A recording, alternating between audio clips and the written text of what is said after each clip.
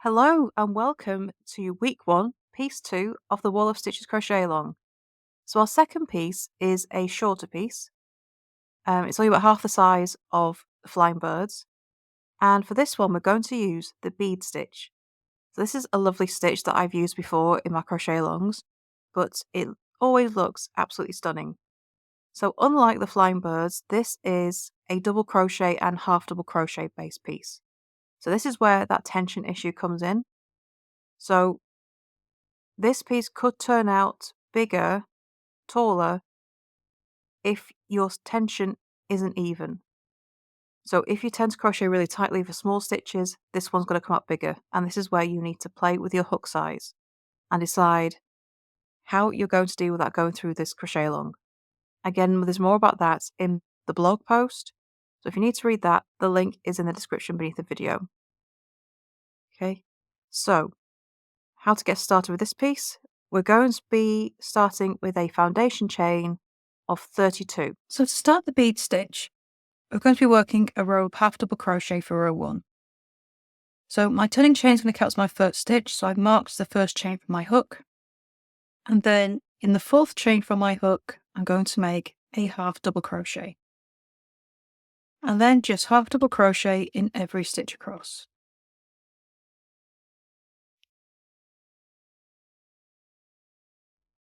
So this row just gives us a nice solid base to start our bead stitches on.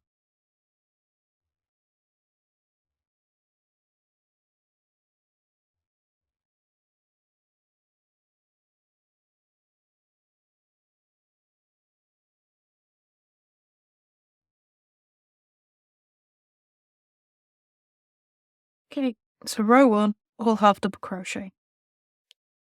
And now I'm going to turn and chain 1.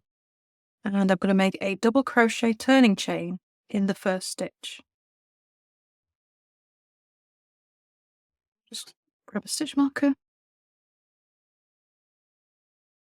Okay, so after your turning chain, you're going to make a double crochet in the next stitch. And now we're going to make bead. So your bead is a puff stitch that's worked around the post of the double crochet we just made. So yarn over, hook around the post like you're making a front post stitch, yarn over, pull up a loop. The higher you pull up these loops, the thicker and kind of bigger your bead is going to be. Okay, so you want to do that 3 times. So yarn over, pull up a loop 3 times. So there are 7 loops on your hook. Yarn over, pull through all 7 loops. We're going to skip the next stitch, and in the following stitch, we make a double crochet.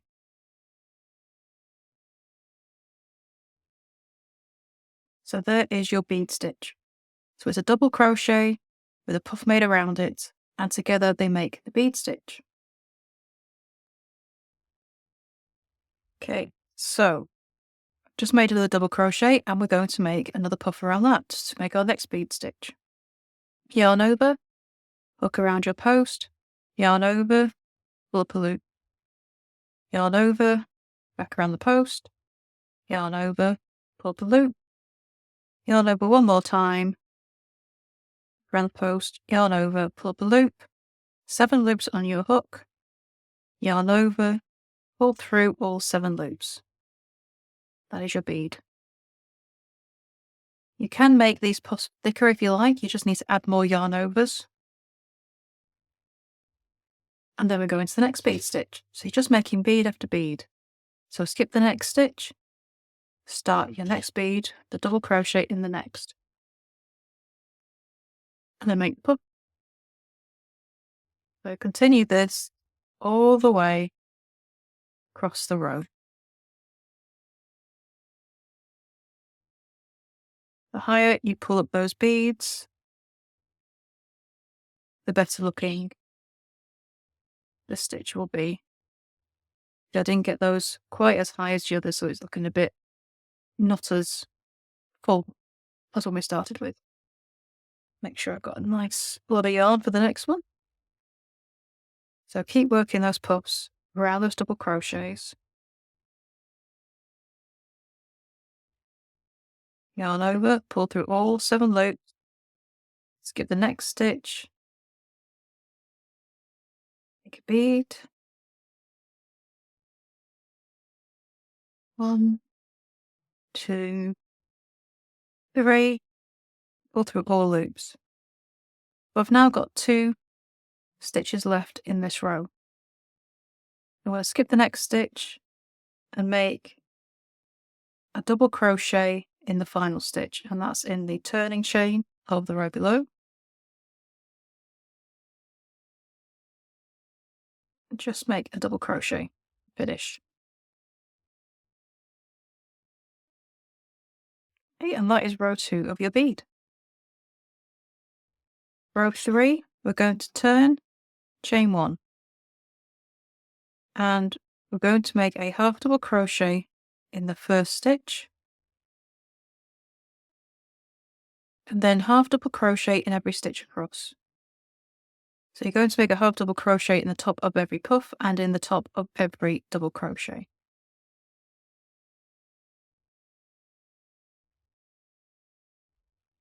And that will keep your stitch count the same as it was in row 1. So every bead stitch counts as 2 stitches because you have the loops at the top of the double crochet and you have the loops at the top of your puff stitch.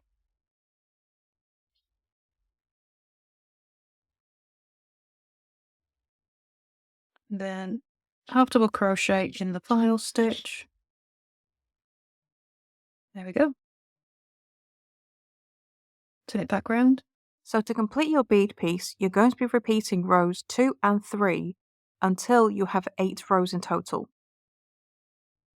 So once you finish row 8, you can cut off and weave in your ends, and then it's time to add to the border. So just like the Flying Birds piece, it's a single crochet border, but we have to do something a little bit different down the sides because of the size of the stitches. So you're going to make a single crochet in each stitch across the top and bottom, and then down the sides, you're going to make 2 single crochet into the side of every bead row and 2 single crochet into the sides of rows 1 and 5.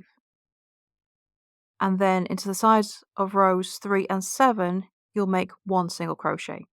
So that will give you 14 single crochet in total down each side.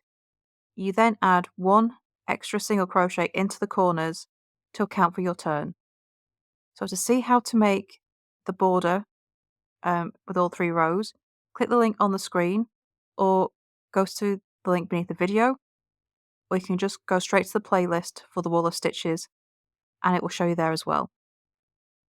So once you've finished your border, you can cut off and weave in your ends, and then it's time to join this piece to your flying birds. So this is piece number 2, and it sits on the right hand side of the flying birds, and you're going to join it with the flat braid stitch.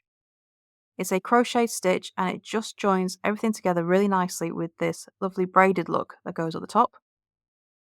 And you can see how to do that in the other video that should pop up on your screen to show you how we join all the pieces together. So if that doesn't pop up on your screen, you will find the link in the description beneath the video. All of these links, all these videos are all in the Wall of Stitches playlist. You can pop over to my blog at froggityfrog.com/wall of stitches, and the links will all be there as well. So you don't have to worry about losing any of the links, they're all there. And there is a video for everything. So don't worry if you think you missed something, there will be a video. So once you've joined those 2 pieces together, that will be week 1 complete. And I will be back next week for the next part of the Wall of Stitches. So as always, if you have any questions, do come to the Facebook group, Froggity Frogs Ribbit and Stitch. You can ask all the questions you like and join in the chat and get to know your fellow crocheters as well. So thank you for joining in, and I shall see you next week for the next part of the crochet along. Bye for now.